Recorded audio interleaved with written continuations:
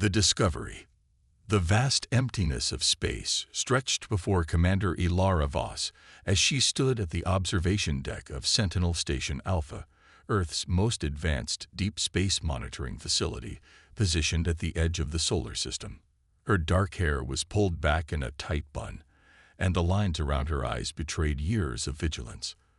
Earth had maintained the appearance of a developing civilization to the rest of the galaxy for centuries, but beneath this carefully constructed facade lay technological capabilities that would shock even the most advanced spacefaring species. "Commander, we've detected a fleet entering the outer boundary of the solar system," Lieutenant Hayes reported, his voice tense as he approached with a data tablet. 17 vessels. Formation suggests military configuration. Ilara took the tablet, studying the approaching signatures with practiced calm. This wasn't the first alien contact Earth had experienced, but it was certainly the largest force they'd encountered. Classification. Viridian hegemony, ma'am. Their energy signatures match our intelligence records. The lead vessel appears to be a diplomatic cruiser, but the rest are definitely warships. She nodded, unsurprised. The Viridian hegemony had been expanding their territory for the past 50 years, absorbing or conquering hundreds of developing worlds. Earth had been monitoring their communications, studying their technology, and preparing for this inevitable encounter. Alert Defense Command. Initiate Protocol Omega, Ilara ordered, activating her neural link to Earth's unified defense network. Within seconds, hidden defense platforms throughout the solar system powered up, remaining in stealth mode but ready to deploy. Beneath the oceans, in underground bunkers, and on the far side of the moon, Earth's true military might prepared for contact. For over 200 years, humanity had maintained a clever deception. While publicly launching primitive rockets and celebrating basic achievements in space exploration, they had secretly mastered technologies that rivaled or surpassed those of the galaxy's dominant powers. After first contact with a crashed alien vessel in 2047, Earth's governments had united under a single directive: prepare in secret.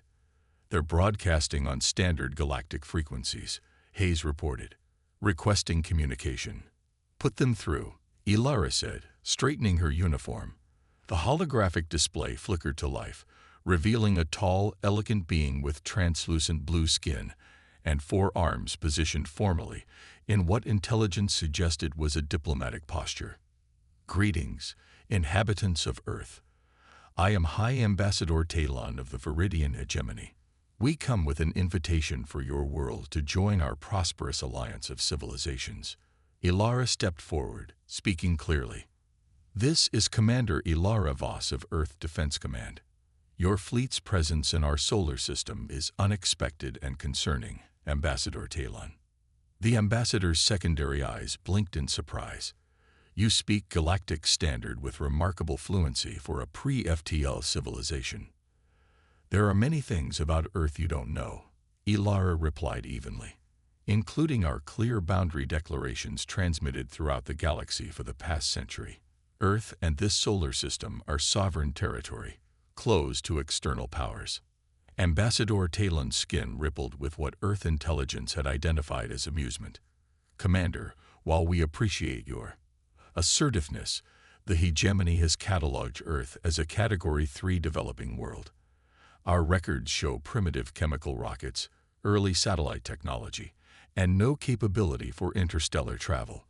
The protection you claim to have declared is not recognized for worlds without established interstellar presence. Your intelligence is outdated, Ambassador, Ilara said coldly. But that's by design. With a subtle neural command, Ilara authorized a limited technology reveal. Throughout the solar system, dozens of advanced defense platforms decloaked simultaneously, their energy signatures now plainly visible to the hegemony sensors. From behind Jupiter's moons, 3 massive Earth dreadnoughts emerge, each easily matching the largest hegemony vessel in size. What is this deception? The ambassador demanded, his diplomatic demeanor cracking as reports of Earth's suddenly revealed capabilities surely flooded his command center. Not deception, Ambassador. Prudence. Ilara corrected. Earth has observed how the hegemony treats developing worlds. We chose to appear less advanced than we are until we understood the nature of galactic politics. Talon's skin darkened, a sign of agitation. Even with these hidden vessels, you cannot hope to match the military might of the hegemony. Our empire spans 3 galactic arms and encompasses over 4,000 worlds. We have no interest in your empire, Ambassador, Ilara stated firmly, only in being left alone. I am authorized to deliver humanity's one and only warning. Any hostile action against Earth or attempts to infiltrate our system will result in consequences beyond your comprehension. The ambassador's laughter translated clearly across the communication system. Bold words from a species that has yet to establish a single colony beyond its homeworld. The hegemony has broken worlds far more advanced than yours. Ilara remained unfazed. Let me be absolutely clear, Ambassador Talon. The mandate I deliver is simple. Lay a hand on Earth and disappear forever. This is not hyperbole or empty threat. It is the simple truth of what will happen. You speak of capabilities beyond what any Category 3 world could possess. Talon responded dismissively. We speak of capabilities we hope never to demonstrate, Ilara replied. You have 24 Earth hours to withdraw your fleet beyond the boundary of our outer solar system. After that time, we will consider your presence an act of aggression and respond accordingly.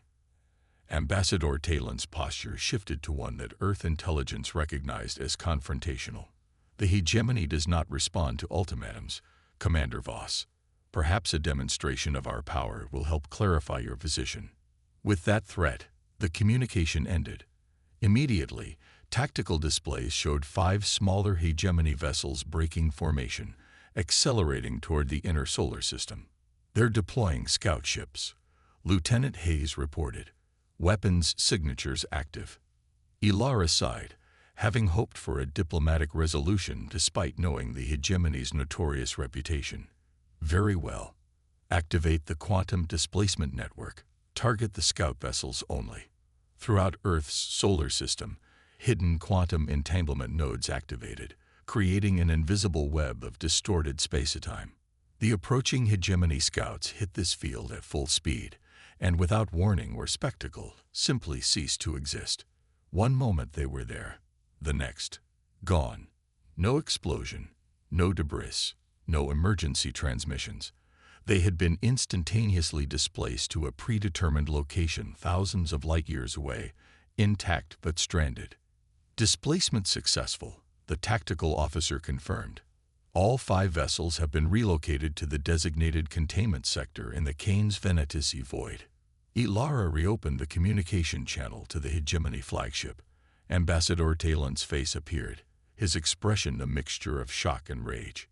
What have you done with our ships? He demanded. Exactly what we warned would happen, Ilara replied calmly. They attempted to violate our sovereign space after a clear warning. They have disappeared. They are unharmed, but will never return to hegemony space. This is impossible, Talon hissed. No known technology can.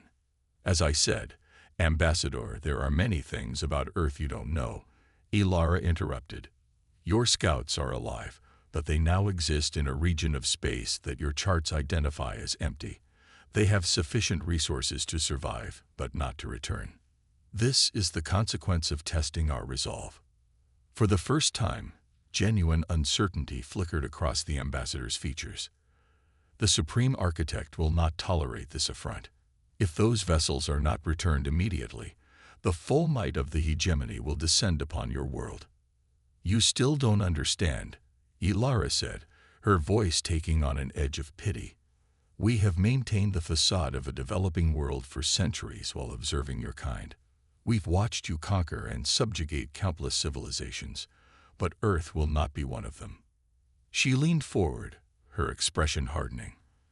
This is humanity's one and only warning, Ambassador. Leave now, inform your Supreme Architect that Earth is beyond your reach, and never return.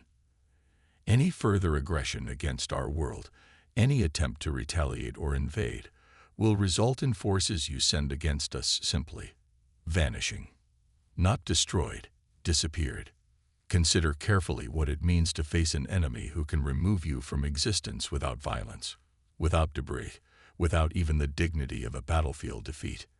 Ambassador Talon's rage was palpable, but beneath it, Ilara detected the first hint of fear. Good.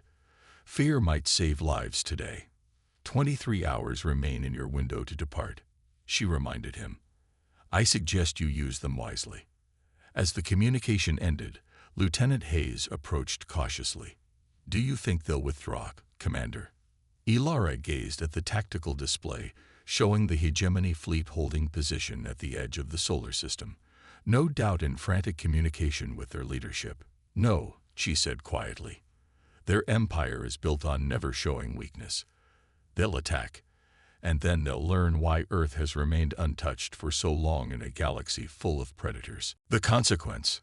Admiral Zex Terrell of the Viridian Hegemony stood rigid on the command deck of the dreadnought Eternal Dominion, his four arms clasped behind his back as he stared at the holographic projection of the Sol system. In his 3 centuries commanding hegemony expansion forces, he had never encountered such brazen resistance from a supposedly primitive world. The diplomatic approach has failed, Ambassador Talon reported, his skin now a deep navy blue signifying grave concern. These humans possess technology inconsistent with their development classification. Their deception changes nothing, Admiral Zex Terrell replied coldly. The Supreme Architect has issued direct orders. Earth will be made an example of. The Admiral turned to his War Council, composed of the fleet's most experienced commanders. The loss of our scout vessels is concerning, but not insurmountable. Whatever displacement technology they possess must have limitations. No Category 3 world, regardless of hidden advancements, could have the energy capacity to displace our entire fleet. He gestured to the tactical display. We will advance with full shields, maximum dispersal formation. Each vessel will deploy countermeasure fields. If they target one ship, the others will identify the energy signature and adapt. On Sentinel Station Alpha, Commander Ilara Voss watched the hegemony fleet's formation change. The 24-hour window she had offered was closing, with only 3 hours remaining. Yet instead of retreating, the alien armada was preparing for attack. They're advancing, Lieutenant Hayes confirmed. Multiple attack vectors, dispersed formation. Ilara nodded, having expected this outcome. Transmit final warning. The communication officer opened the channel. Warning acknowledged but rejected, Commander. The hegemony flagship is broadcasting their response system-wide. Admiral Zex Terrell's imposing figure appeared on the main display. Attention Earth forces. Your deception and aggression against hegemony vessels constitute an act of war. Surrender your displacement technology immediately and prepare for occupation.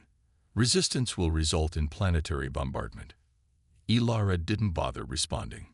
Instead, she opened her secure channel to Earth Defense Command. The hegemony has rejected our warning. Request authorization to activate full displacement protocol. The response came immediately from the Supreme Defense Council. Authorization granted. May the stars witness we tried for peace. With a heavy sigh, Ilara gave the order that would forever change humanity's place in the galaxy. Initiate quantum displacement network at full capacity. Target all hegemony vessels. Throughout the solar system, massive quantum generators that had remained dormant for decades powered up. Hidden within Mercury's polar craters, beneath Mars' surface, and integrated into the moons of the gas giants, these devices began distorting the very fabric of space-time. On the hegemony vessels, alarms blared as sensors detected an enormous energy surge emanating from throughout the system. Evasive maneuvers. Admiral Zex Terrell commanded, but it was already too late. The quantum displacement field expanded faster than the hegemony ships could react, engulfing the entire fleet in its invisible embrace. In an instant, 12 warships and thousands of hegemony personnel simply vanished from the Sol system. No explosions, no debris, no desperate transmissions, just empty space where moments before had been the might of an interstellar empire. Admiral Zex Terrell found himself staring at unfamiliar stars as his ship's systems rebooted. The view screen showed his fleet intact but surrounded by nothing but empty space. "Location," he demanded. His navigation officer worked frantically at her station. "Unknown, Admiral. No recognizable stellar configurations. We appear to be in intergalactic space between the Milky Way and Andromeda galaxies." "Impossible," the Admiral whispered, but the evidence was undeniable. Somehow, the humans had displaced an entire battle fleet millions of light-years from Earth to a void so vast and empty that return would be impossible. Back on Earth, Commander Ilara Voss received confirmation of the displacement's success. All hegemony vessels successfully relocated to target coordinates, the Quantum Operations Director reported. "Displacement field stable. No casualties." "Keep the network active," Ilara ordered. "The hegemony will send reinforcements once they lose contact with this fleet." Her prediction proved accurate. Within weeks, a second, larger hegemony fleet arrived at the edge of the solar system. Without hesitation or warning, they too vanished upon crossing the boundary Earth had established, joining their comrades in the intergalactic void. 3 more fleets would come before the Viridian hegemony finally accepted the truth. Earth could not be conquered. Whatever power the humans possessed made direct military action futile. 6 months after that first encounter, a single hegemony vessel approached the solar system, broadcasting continuous surrender protocols. Aboard was the Supreme Architect himself, coming to negotiate directly with the civilization that had humbled his empire. Commander Ilara Voss, now promoted to Admiral, represented Earth at these historic talks. The meeting took place aboard a neutral vessel positioned exactly at the boundary of Earth's displacement field. "Your technology defies our understanding," the Supreme Architect admitted, his ancient frame diminished by defeat. "How did a single world achieve what our empire of thousands could not?" "Necessity," Ilara replied simply. "Your empire expands outward, conquering what it finds. Humanity looked inward, developing technologies to ensure our survival. While you spread your resources thin across thousands of worlds, we focused centuries of research on a single purpose: to be left alone." "The quantum displacement technology is not negotiable," Ilara interrupted firmly. "Nor will it be shared or explained. What happens to displaced vessels is also non-negotiable. They remain where they are, alive, with resources to survive, but never to return." The Supreme Architect's expression darkened. "You've stranded over 50,000 of our people in intergalactic space." After multiple warnings, Ilara countered. "Your people live, which is more consideration than the hegemony typically shows to worlds that resist it." She slid a data crystal across the table. "These are our terms. The hegemony will acknowledge Earth's sovereignty and a protective zone extending 100 light-years in all directions. Any unauthorized entry will result in displacement. Additionally, all worlds currently under hegemony control that wish to claim independence must be allowed to do so." "You would cripple an empire that has stood for millennia?" the Supreme Architect asked incredulously. "We would end an era of conquest and subjugation," Ilara corrected. "Earth has no interest in empire building or controlling other worlds. We simply ensure that others extend the same courtesy to us and those who cannot defend themselves." The Supreme Architect studied the human before him with new understanding. "You could have destroyed our fleets, used this technology as a weapon of annihilation. Why didn't you?" "Because that's not who we are," Ilara said firmly. "Humanity has fought its own bloody history to evolve beyond violence as a first resort. We do not destroy when we can simply remove a threat. We do not kill when we can simply prevent. That is our strength and our message to the galaxy." News of the treaty between Earth and the Viridian hegemony spread rapidly across the galaxy, transforming humanity's status overnight. The supposedly primitive world that had humbled one of the galaxy's most powerful empires without firing a shot became both feared and respected. Other spacefaring civilizations sent delegations, eager to establish peaceful relations with the enigmatic humans and their mysterious quantum technology. Earth gradually revealed more of its true capabilities, though the displacement technology remained its most closely guarded secret. In time, humanity would venture beyond its solar system, not as conquerors but as explorers and mediators. The quantum displacement network was expanded to protect human colonies and allies, creating zones of enforced peace throughout previously contested regions of the galaxy. And throughout it all, Earth maintained its simple warning to those who might threaten its existence: lay a hand on Earth and disappear forever. Not as a threat, but as a promise. A promise that, thanks to Admiral Ilara Voss and humanity's foresight, never again needed to be demonstrated. The fleets of the Viridian hegemony remained where they had been sent, a permanent monument drifting in the void between galaxies, living testimony to the folly of underestimating humanity and the wisdom of heeding their soul warning.